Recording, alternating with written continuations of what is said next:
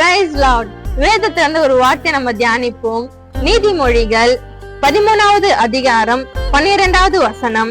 நெடுங்காலமாய் காத்திருக்குதல் இருதயத்தை இளைக்க பண்ணும், விரும்பினது வரும்பொழுதோ ஜீவ விருட்சம் போல இருக்கும்.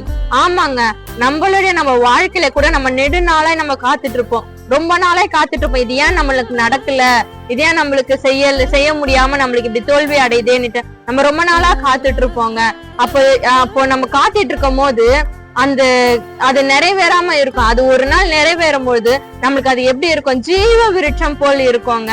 ரொம்ப நாளா நம்ம திருமண தடைக்காக காத்துட்டு இருப்போம், வீடு கட்ட முடியாம காத்துட்டு இருப்போம், கர்ப்பத்தின் கனிக்காக காத்துட்டு இருப்போம். இதெல்லாம் ஒரு நாள் நம்மளுக்கு கண்டிப்பா நடக்குங்க. அது நடக்கும் போது நம்மளுக்கு எப்படி இருக்கும்? ஜீவ விருட்சம் போல இருக்கும்.